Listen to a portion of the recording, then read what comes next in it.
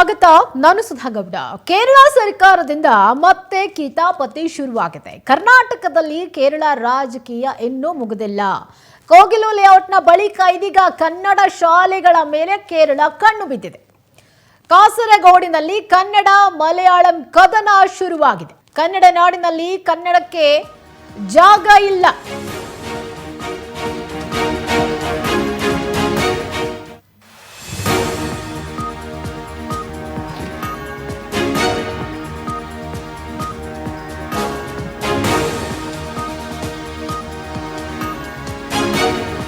ಕೇರಳ ಸರ್ಕಾರದಿಂದ ಮತ್ತೆ ಕಿತಾಪತಿ ಶುರುವಾಗಿದೆ. ಕರ್ನಾಟಕದಲ್ಲಿ ಕೇರಳ ರಾಜಕೀಯ ಇನ್ನೂ ಕೂಡ ಮುಗಿದಿಲ್ಲ. ಕೋಗಿಲು ಲೇಔಟ್ ಬಳಿಕ ಕನ್ನಡ ಶಾಲೆಗಳ ಮೇಲೆ ಇದೀಗ ಕೇರಳ ಕಣ್ಣಿಟ್ಟಿದೆ. ಕಾಸರಗೋಡಿನಲ್ಲಿ ಕನ್ನಡ ಮಲಯಾಳಂನ ನಡುವೆ ಕದನ ಶುರುವಾಗಿದೆ. ಕನ್ನಡ ನಾಡಿನಲ್ಲಿ ಕನ್ನಡಕ್ಕೆ ಜಾಗ ಇಲ್ಲ ಅನ್ನುವಂಥ ಪರಿಸ್ಥಿತಿ ನಿರ್ಮಾಣ ಆಗಿದೆ. ಕನ್ನಡ ಭಾಷೆ ಮೇಲೆ ಕೇರಳ ಸರ್ಕಾರ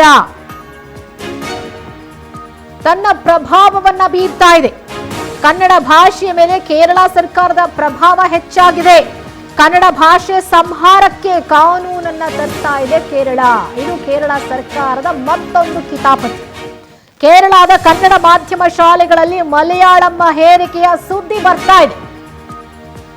ಕೇರಳ ಕನ್ನಡ ಮಾಧ್ಯಮ ಶಾಲೆಗಳಲ್ಲಿ ಮಲಯಾಳಂ ಹೇರಿಕೆ ಮಾಡಲಾಗ್ತಾ ಇದೆ ಅನ್ನುವಂಥ ವಿಚಾರ ಇದೀಗ ಬೆಳಕಿಗೆ ಬರ್ತಾ ಇದೆ. ಕನ್ನಡ ಮೀಡಿಯಂ ಇದುವರೆಗೂ ಕೂಡ ಕೇರಳದಲ್ಲಿತ್ತು, ಆಪ್ಷನ್ ಇತ್ತು. ಕನ್ನಡ ಮೀಡಿಯಂನಲ್ಲಿ ಓದ್ಲಿಕ್ಕೆ ಅವಕಾಶ ಇತ್ತು. ಆದರೆ ಈಗ ಕನ್ನಡ ಬೇಡ, ಮಲಯಾಳಂನ ನೀವು ಭಾಷೆಯಾಗಿ ಆಯ್ಕೆ ಮಾಡಿಕೊಳ್ಳಿ ಅನ್ನುವಂತ ಬಲವಂತದ ಹೇರಿಕೆಯನ್ನ ಮಾಡಲಾಗ್ತಾ ಇದೆ ಕೇರಳದಲ್ಲಿ. ಅಲ್ಲಿ ಕಾಸರಗೋಡಿನಲ್ಲಿ, ಕೇರಳದ ಕಾಸರಗೋಡಿನಲ್ಲಿ ಕನ್ನಡ ಮಲಯಾಳಂ ಕದನ ಶುರುವಾಗಿದೆ.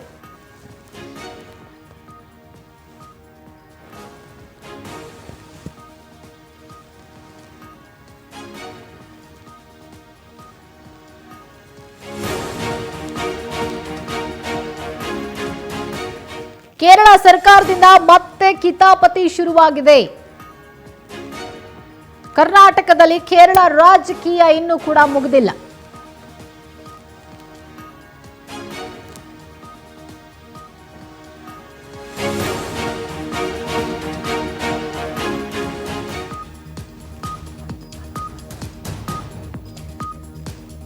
ಕೇರಳದಲ್ಲಿ ಮಲಯಾಳಂ ಪ್ರಥಮ ಭಾಷೆ ವಿಚಾರಕ್ಕೆ ಸಂಬಂಧಪಟ್ಟಂತೆ ಡಿಸಿಎಂ ಡಿಕೆ ಶಿವಕುಮಾರ್ ಪ್ರತಿಕ್ರಿಯಿಸಿದ್ದಾರೆ. ಈ ವಿವಾದದ ಬಗ್ಗೆ ನನಗೆ ಸಂಪೂರ್ಣ ಮಾಹಿತಿ ಇಲ್ಲ ಅಂತ ಡಿಕೆ ಶಿವಕುಮಾರ್ ಹೇಳಿದ್ದಾರೆ.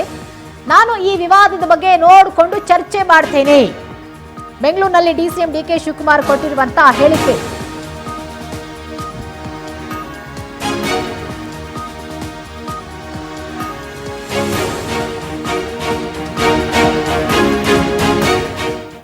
ಕೇರಳ ಸರ್ಕಾರದಿಂದ ಇದೀಗ ಮತ್ತೊಂದು ಕಿತಾಪತಿ ಶುರುವಾಗಿದೆ. ಕರ್ನಾಟಕದಲ್ಲಿ ಕೇರಳ ರಾಜಕೀಯ ಇನ್ನೂ ಕೂಡ ಮುಗಿದಿಲ್ಲ. ಈಗ ನೋಡಿದ್ರೆ ಕೋಗಿಲು ಲೇಔಟ್ಗೆ ಕೇರಳ ಸಿಎಂ ಎಂಟ್ರಿ ಆಗಿದ್ರು.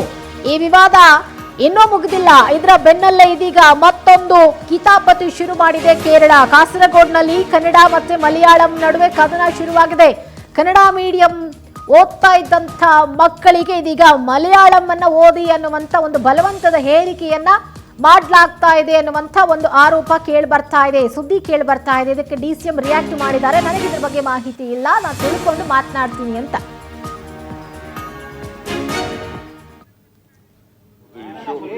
I just look and discuss to you. No, still I am not aware fully of the issue. I just look and discuss to you. No, still I am not aware fully of the issue. I just look and discuss to you. No, still I am not aware fully of the issue. I just look and discuss to you. No, still I am not aware fully of ನೋಡಿ DK Shivakumar reaction ಹೇಗಿದೆ ಈ ಪ್ರಶ್ನೆಗೆ ಸಂಬಂಧಪಟ್ಟಂತೆ. ನನ್ಗಿದ್ರ ಬಗ್ಗೆ ಏನು ಗೊತ್ತಿಲ್ಲ, ತಿಳ್ಕೊಂಡು ನಾನು ಆಮೇಲೆ ಡಿಸ್ಕಸ್ ಮಾಡ್ತೀನಿ ಅನ್ನುವಂಥ ಮಾತನ್ನು ಹೇಳಿದ್ದಾರೆ. ಕನ್ನಡ ಭಾಷೆಗೆ ಮಾನ್ಯತೆ ಇಲ್ಲ. ಕನ್ನಡ ಮೀಡಿಯಂಗೆ ಓದ್ತಾ ಇದ್ದಂಥ ಮಕ್ಕಳನ್ನ ಇದೀಗ ನೀವು ಮಲಯಾಳಂ ಕಲೀರಿ ಅಂತಂದ್ರೆ ಅದು ಅವರಿಂದ ಸಾಧ್ಯ ಆಗುತ್ತಾ? ಬಲವಂತದ ಹೇರಿಕೆ ಅಲ್ವಾ ಇದು?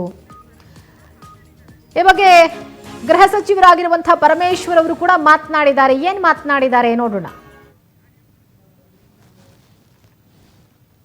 ಇಲ್ಲ ಅದ್ರ ಬಗ್ಗೆ ನಾನು ಒಂದಿಷ್ಟು ಮಾಹಿತಿ ತಗೊಂಡು ಆಮೇಲೆ ಪ್ರತಿಕ್ರಿಯೆ ಮಾಡಿಸ್ತೀನಿ. ಇಲ್ಲ ಅದ್ರ ಬಗ್ಗೆ ನಾನು ಒಂದಿಷ್ಟು ಮಾಹಿತಿ ತಗೊಂಡು ಆಮೇಲೆ ಪ್ರತಿಕ್ರಿಯೆ ಮಾಡಿಸ್ತೀನಿ. ಇಲ್ಲ ಅದ್ರ ಬಗ್ಗೆ ನಾನು ಒಂದಿಷ್ಟು ಮಾಹಿತಿ ತಗೊಂಡು ಆಮೇಲೆ ಪ್ರತಿಕ್ರಿಯೆ ಮಾಡಿಸ್ತೀನಿ. ಎಸ್ ನೋಡಿ, ಡಿ ಕೆ ಶಿವಕುಮಾರ್ ಕೂಡ ಇದೇ ಮಾತನ್ನ ಹೇಳಿದ್ರು. ಈಗ ಗೃಹ ಸಚಿವರು ಇದೇ ಮಾತನ್ನ ಹೇಳ್ತಿದ್ದಾರೆ, ಅದ್ರ ಬಗ್ಗೆ ನನ್ ಮಾಹಿತಿ ಇಲ್ಲ, ನಾನು ಮಾಹಿತಿ ತಿಳ್ಕೊಂಡು ಆಮೇಲೆ ಮಾತನಾಡ್ತೀನಿ ಅಂತ ಹೇಳಿ. ಕೇರಳದಲ್ಲಿ ಏನೇನ್ ನಡೀತಾ ಇದೆ ಎಲ್ಲಾ ಗೊತ್ತಿರುತ್ತೆ ನಮ್ಮ ರಾಜ್ಯದ ನಾಯಕರಿಗೆ. ಆದ್ರೆ ಕನ್ನಡ ಮೀಡಿಯಂ ಶಾಲೆಗಳನ್ನ ಮುಚ್ಚುತ್ತಿದ್ದಾರೆ. ಕನ್ನಡ ಮೀಡಿಯಂ ಬದಲು ಮಲಯಾಳಂನ ಓದಿ ಅನ್ನುವಂಥ ಒಂದು ಹೇರಿಕೆ ಆಗಿದೆ ಅನ್ನುವಂಥ ವಿಚಾರ ನಮ್ಮ ರಾಜ್ಯದ ನಾಯಕರಿಗೆ ಗೊತ್ತಿಲ್ವಾ ಅನ್ನುವಂಥ ಪ್ರಶ್ನೆಯನ್ನ ಕೇಳಬೇಕಾಗಿದೆ ನಾವು. ಇದ್ರ ಬಗ್ಗೆ ಮಾಹಿತಿ ಇಲ್ಲ ಅಂತ ಹೇಳ್ತಿದ್ದಾರೆ. ವಿವಾದ ಆಗಿದೆ, ಆದ್ರೆ ಇದ್ರ ಬಗ್ಗೆ ನಮ್ಗೆ ಸಂಪೂರ್ಣ ಮಾಹಿತಿ ಇಲ್ಲ. ಏನ್ ಮಾಹಿತಿ ಬೇಕು? ಸಂಪೂರ್ಣ ಮಾಹಿತಿ ಇಷ್ಟೇ ಅಲ್ವಾ? ಕೇರಳ ಕನ್ನಡ ಮಾಧ್ಯಮ ಶಾಲೆಗಳಲ್ಲಿ ಮಲಯಾಳಂ ಓದಿ ಅನ್ನುವಂಥ ಬಲವಂತದ ಹೇರಿಕೆ ಮಾಡ್ತಿದ್ದಾರೆ. ಕನ್ನಡ ಭಾಷೆ ಸಂಹಾರಕ್ಕೆ ಕಾನೂನನ್ನ ತರ್ತಿದೆ ಕೇರಳ. ಈ ವಿಚಾರ ನಮ್ಮ ರಾಜ್ಯದ ಕಾಂಗ್ರೆಸ್ ನಾಯಕರಿಗೆ ಗೊತ್ತಿಲ್ವಂತೆ.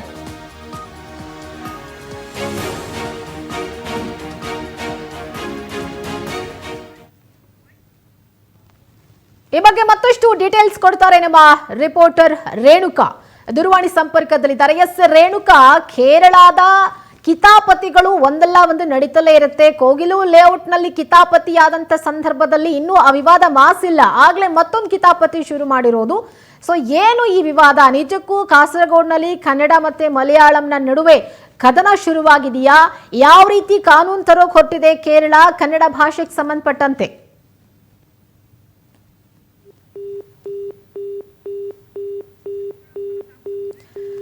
ಸಂಪರ್ಕ ಸಾಧ್ಯ ಆಗ್ತಾ ಇಲ್ಲ. ಎಸ್, ಈ ಬಗ್ಗೆ ಇನ್ನಷ್ಟು ಡೀಟೇಲ್ಸ್ ಅನ್ನ ನಾವು ಪಡ್ಕೊಳ್ಳೋ ಪ್ರಯತ್ನ ಮಾಡ್ತೀವಿ. ಯಾಕಂತಂದ್ರೆ ನೋಡಿ, ಕನ್ನಡ ಭಾಷೆಯನ್ನ ಸಂಹಾರ ಮಾಡ್ಲಿಕ್ಕೆ ನೀವು ಕಾನೂನನ್ನ ತರ್ತೀರಾ ಅಂತಂದ್ರೆ ನಮ್ಮ ಕರ್ನಾಟಕದಲ್ಲಿ ಕೇರಳಿಯನ್ಸ್ ಇದಾರಲ್ಲ, ಅವ್ರಿಗೆ ನಾವು ಯಾವ ಕಾನೂನು ತರಬೇಕು? ಹಂಗಿದ್ರೆ ಭಾಷೆಯ ಸಲುವಾಗಿ ಕಾನೂನನ್ನ ತರೋದು ಎಷ್ಟು ಮಟ್ಟಿಗೆ ಸರಿ?